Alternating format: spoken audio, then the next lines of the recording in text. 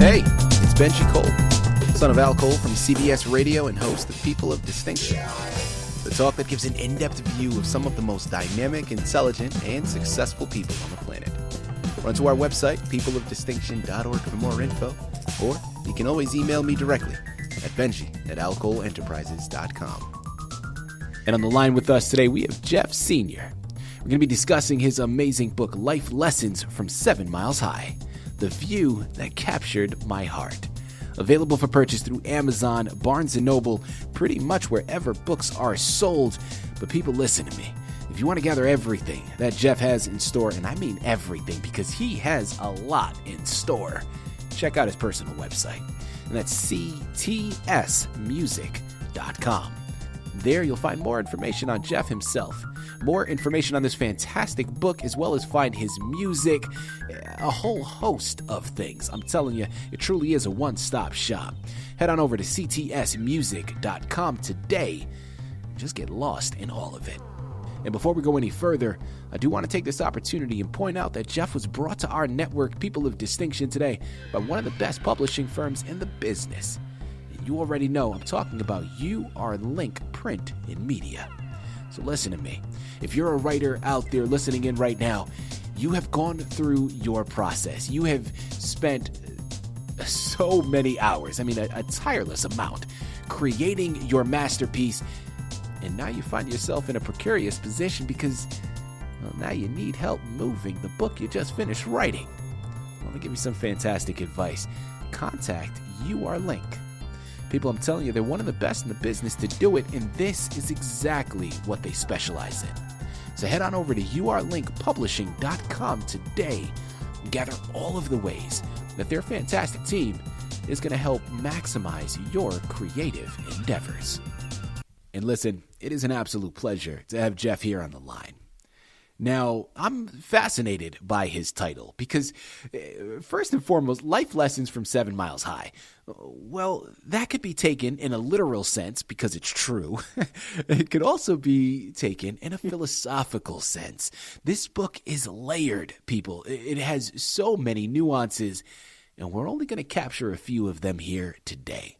It's all about his life. So it is a memoir, but it's meant to inspire. It's meant to help its readers learn how to live life to the fullest and appreciate what we have. And I'm telling you, this could not have happened at a more optimal time.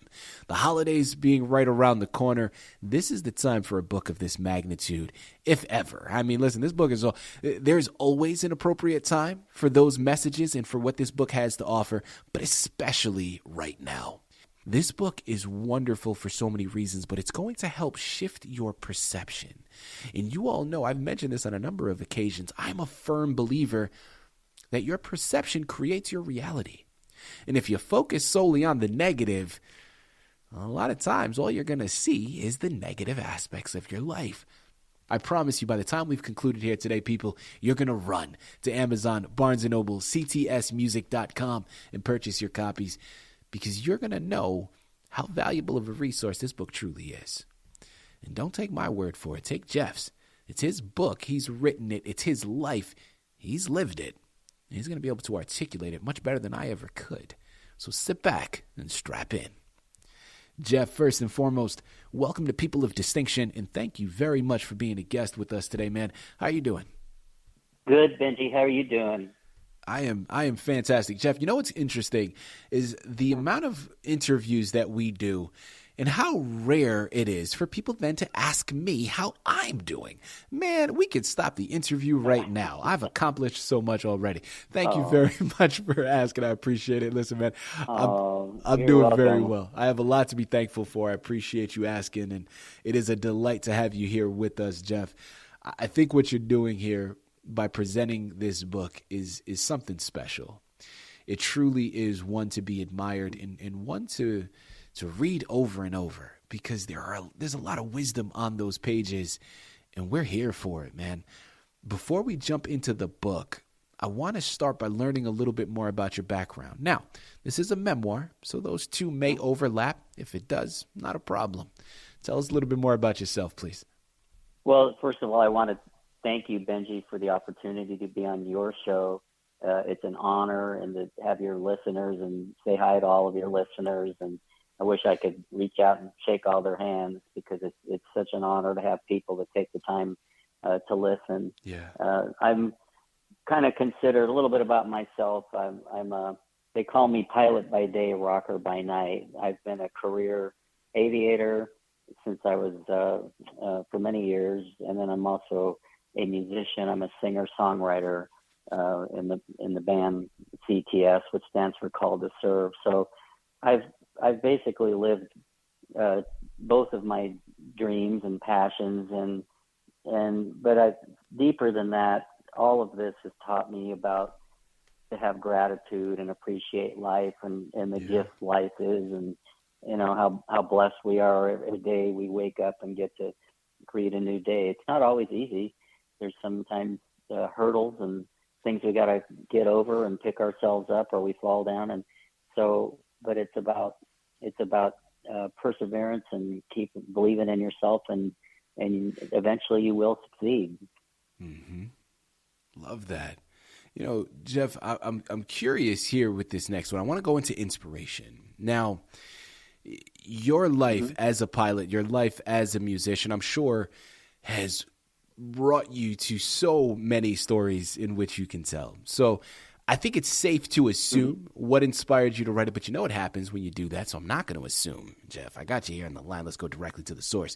Talk to us about why you felt compelled to put all of this in a book and publish it for the masses. Well, I think it started with my mom many years ago. I lost my mom and dad about 6 years ago, but over the years, my mom used to say, "You should write a book. You should write a book. You've got so many cool adventures. You should write a book." And I didn't want to write a book about look at me, look at what I've done. I wanted to make it more of what I've experienced and had the opportunity to do, that what it's taught me about life, and hopefully it will inspire others.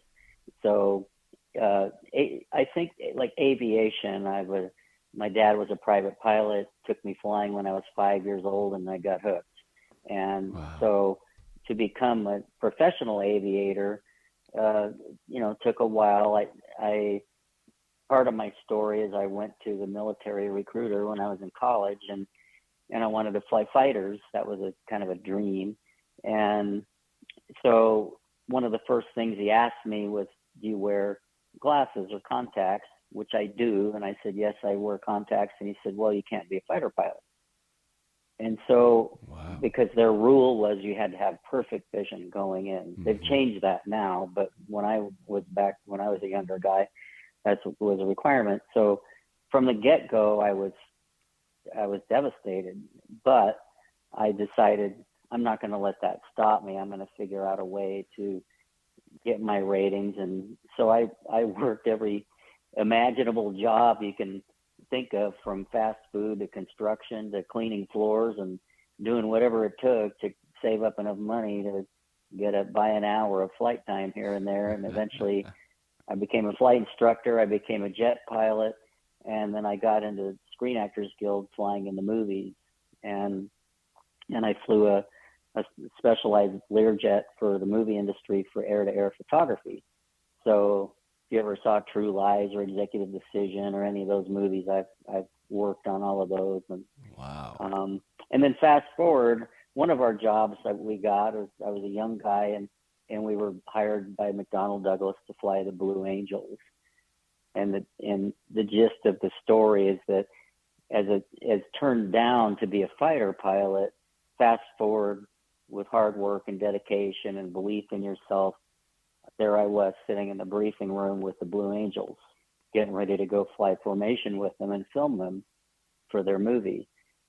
And you just realize that if you keep persevering, you can do it. Don't let anybody stop you. So, and that's the inspiration part of the book, and what aviation has taught me. Music's the same way, the same thing. Music's a pretty tough business. It's changed a lot from the old days, but again, if you get up in front of 5 people, you can't let it bother you. You go, I'm here, whatever. I might touch one heart in that audience. Doesn't matter. And so And music is powerful as well. 12 notes make up every song all of us have ever heard. But the power of music, it can make you laugh, cry, clap, dance. All, the emotions that it can bring out are memories. And so the honor of standing on a stage and performing for people and singing and playing something you wrote to inspire, to be inspirational is a huge honor as well. So I just am very grateful and never take it for granted, and hopefully get to do a lot more. Jeff, I love what you're talking about here. Not only the helpful messages that are being received, but also from an artist perspective. I mean, there's a lot about what you're talking about that so many artists listening in, myself included, can relate to. Now, my background is in filmmaking. I'm an actor and a filmmaker, but it all falls under that umbrella when it comes to sharing your work, when it comes to sharing your artistry. You mentioned that, listen, some nights you may only have 5 people in the audience. Some nights you may have 5,000. It varies, but your performance shouldn't. Right? At the end of the day, it's not about the number of people you're performing to. It's about trying to reach even one person and the impact that your art can have on them. Now, I get that, man, and I relate to it. Going back to my live theater days, I mean, it happens, right? There's only a few people in the stands, but that doesn't change anything. Absolutely. Right? You still give that performance. Yeah. Well, following into my next question, when it comes to that vulnerability, now we're going to talk specifically about writing, but again, artists across the board can relate. Jeff, when it comes to the vulnerability that comes with sharing your work, in this instance as a writer, how do you balance and deal with that vulnerability when you're showcasing and expressing something that is so personal? I mean, you're talking to us about your specific experiences that you've encountered. Talk to us a little bit more about how you overcome that. As an artist, you kind of wear your heart on your sleeve. You have to, be vulnerable. I've told people you couldn't write good music if you hadn't gone through some rough times. Sometimes some of your saddest moments in life have inspired some of the best songs, and so.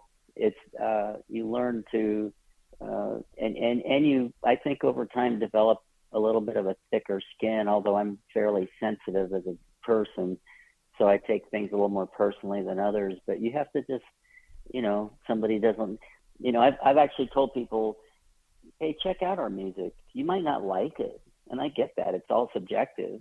Yeah. But you might like it as well. You never know. But it's free to click a button and check it out, especially in today's modern world with technology. Right. So and all it takes for me is one person to walk up after a show or write to me about the book and go, thank you, this inspired me. The book, I've had moms write me, mothers, fathers going, I'm going to have my teenage son read this book. They need to read this. Our youth needs to read this. And that just fuels me to just keep going. Because as you know, as an artist, you get discouraged at times. Sometimes I don't think there's an artist alive that hasn't at one point gone, what am I doing this for? and because it's lonely sometimes.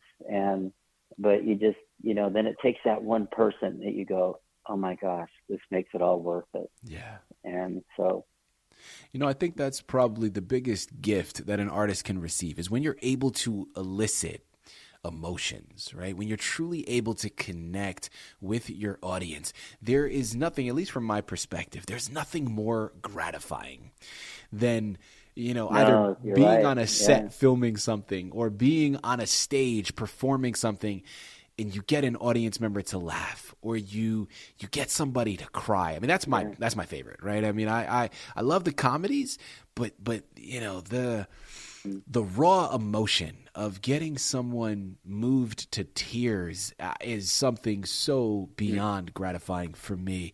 I love this. People, again, Amazon, Barnes & Noble, ctsmusic.com. if you haven't been convinced already, you need to pinch yourself. You're clearly asleep, okay? You got to wake up or you're going to get passed by. This is something that needs to be on your shelf, all right? Jeff, as we start to close out here, man, one of my favorite questions to ask, being that my background is in filmmaking, I live in my imagination.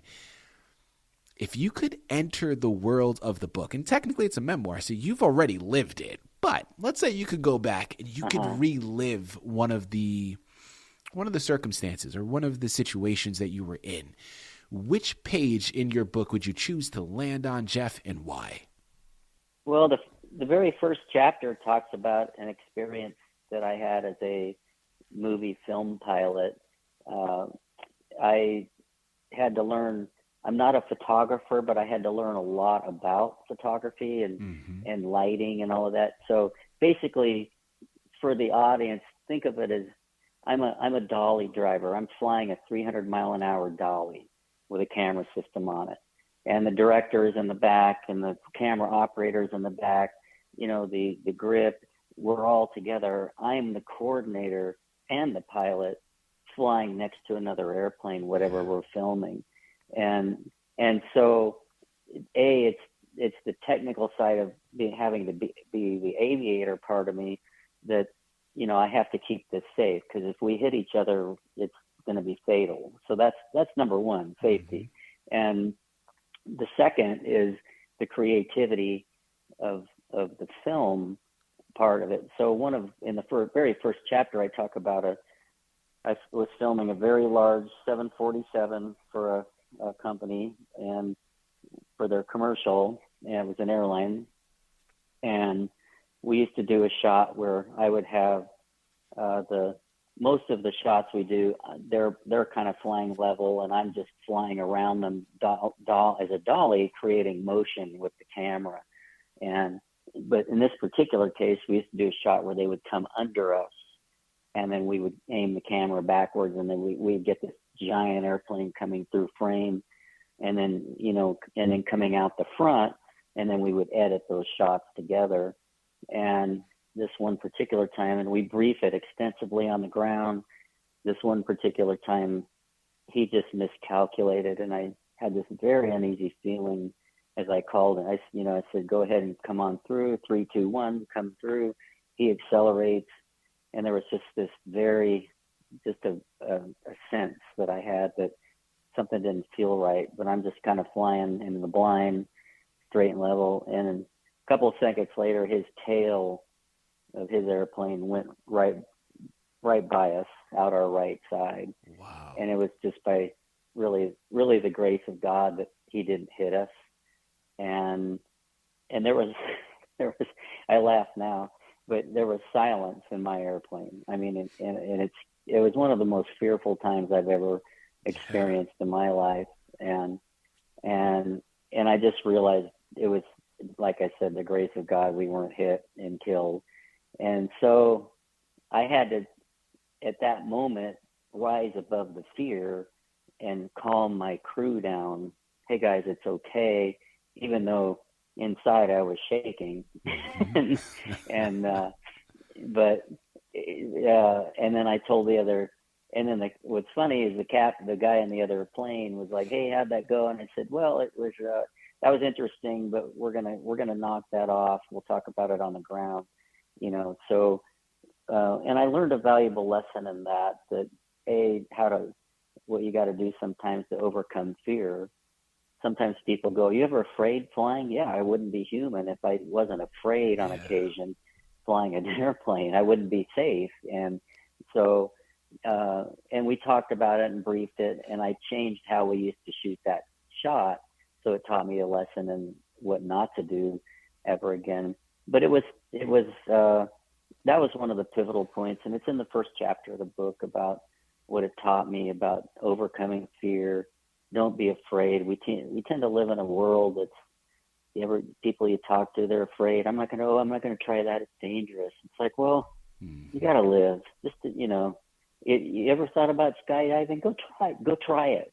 You're probably not going to die. In fact, your car is more dangerous on the freeway than that. Right. So just go have some fun and enjoy your life, So, it's I try to tell people, live a little, go enjoy.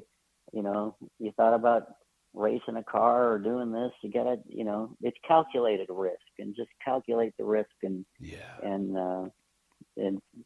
so, but don't crawl into a hole and not enjoy some of the thrills of life, because that adrenaline rush is kind of cool on occasion. It's eye-opening. It teaches a lot about yourself and all of that. So, Jeff, thank you very much for sharing that. And I think it's very poignant that you chose that as the example for a few reasons. First and foremost, people, listen, I ask to have Jeff, if there was, out of all of the experiences, if there was one that he could go back and redo, he chooses an experience that was a near-death one. I mean, first and foremost, whoa, okay? Let's just stop and understand that we're asking ourselves, right, or at least I am. I'm like, when he first started talking to me, I'm like, Jeff, out of all of your experiences, that's the one you choose to relive, is a near-death one?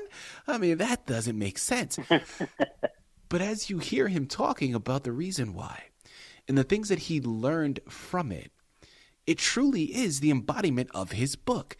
People, I started off by saying this book is inspirational. We got that. It's a memoir. We got that. But one of the underlying messages is going to help you shift your perception, or at least pay more attention to the perception in which you keep. Now, even in such a drastic circumstance, even when it was so close to potentially ending his life, he was able to learn valuable lessons from that. That is something that is incredible. And again, truly encapsulates this book wonderfully so, in terms of getting back to that notion of understanding how to view certain things. And even in some drastic, borderline catastrophic moments, you can learn so much. And that circumstance can help improve your life. Listen, man, I'm telling you, what a way to close out of a fantastic interview. People, I said it before, I'll say it again. Amazon, Barnes & Noble, ctsmusic.com. I'm convinced, okay? I am sold. I know you all are as well. Head on over there today. Get lost in it. This book has so much to offer you, such a valuable resource to add to your shelf, and I'm going to take it a step further. It's an even better gift for you to add to someone else's. Head on over there today, pick up your copies, and get lost in it. Jeff, this has been a true pleasure, man, an absolute delight. Thank you once again for being a guest on People of Distinction. Benji, thank you. It's an honor, and I appreciate it. And by the way, you do a great job, wonderful job. You're very articulate, and you just, amazing job. So thank you so much.